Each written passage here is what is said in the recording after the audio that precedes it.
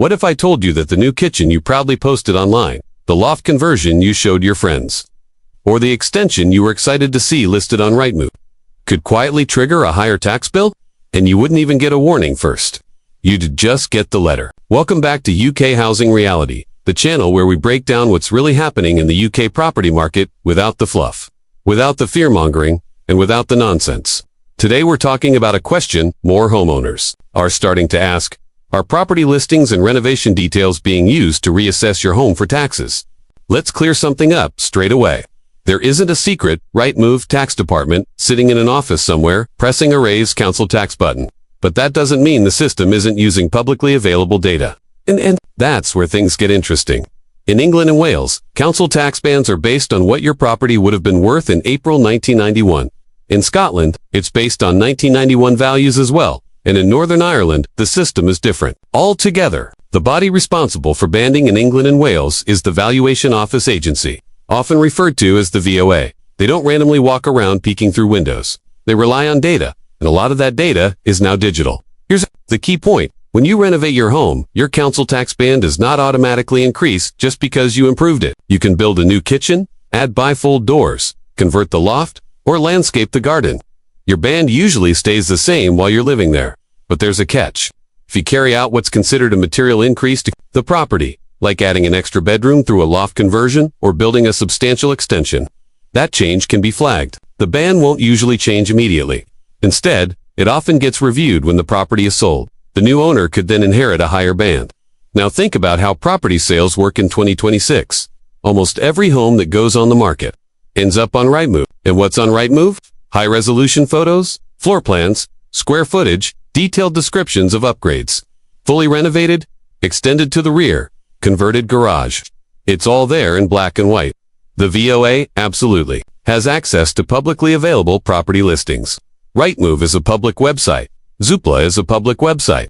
Estate agent listings are public. If your property is sold and the listing shows a brand new extra bedroom and a 30% increase in floor area compared to similar homes in the street, that information can form part of the evidence used in a reassessment. That's not a conspiracy. That's data. Let's walk through a realistic example. Imagine you bought a 3-bedroom semi-detached house in 2012. It was in Band C over the next decade. You had a full-width rear extension and convert the loft into a 4th bedroom with an ends. You've effectively turned it into something much closer to a 4-bedroom house in terms of space and value. While you're living there, nothing changes with your band. But in 2027, you decide to sell. The property goes live on Rightmove with glossy photos, a floor plan showing 4 bedrooms, and a new square footage figure that's significantly higher than the original homes built in the 1980s on your estate.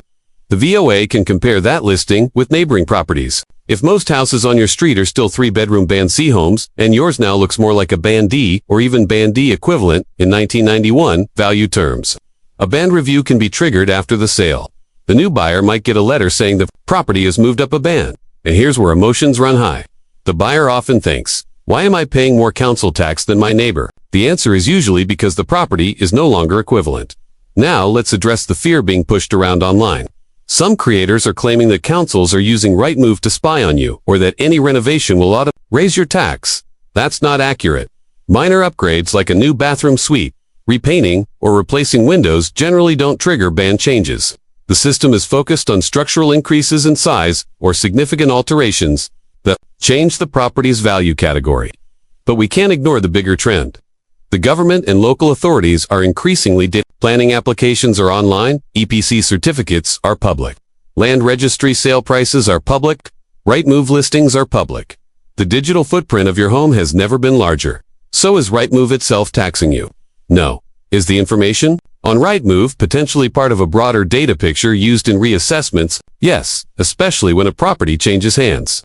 There's another layer people don't talk about enough. When you apply for planning permission, that information is also public. If you've built an extension without permission where one was required, and then you advertise it widely when selling, you're increasing visibility. That can trigger more than just a tax question. It can lead to enforcement issues. This is why being informed matters. If you're planning a major renovation, think long-term. Ask yourself, does this add significant floor area? Does it create an additional bedroom? Does it fundamentally change the value bracket of the property compared to others nearby? If the answer is yes, there's a realistic chance the band could be reviewed after a sale. That doesn't mean you shouldn't renovate. In many cases, the value added to the property far exceeds any increase in council tax for a future buyer. A jump of one band might mean a few £100 more per year.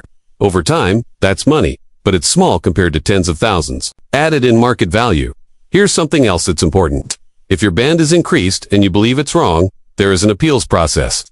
You can challenge the banding through the proper channels. Evidence matters. Comparable properties matters, not an automatic final decision carved in stone. For those watching who are thinking of selling soon, transparency is key. Don't hide renovations. Buyers will find out. Surveyors will find out. Instead, price the property appropriately and understand that a more valuable home may sit in a higher band. And for buyers, do your homework. Before you exchange contracts, check the council tax band and compare it with similar properties in the area. If you're buying a heavily extended home that's still in a low band, be aware that it could be reviewed. Factor that into your budgeting. The real story here isn't about panic. It's about how modern data ecosystems work. 20 years ago, your home improvements might have lived in a dusty folder. Today, they live on searchable databases and property portals with millions of monthly visitors. We're in an era where information is power, but also exposure. So the next time you see a viral headline screaming that they are using Rightmove to tax you, understand the nuance. Property portals are part of the information landscape. They're not the tax authority, but the data they display can contribute to decisions when a property is reassessed, particularly after a sale involving significant structural improvements. If you've renovated your home, don't panic. Know the rules. Know the thresholds.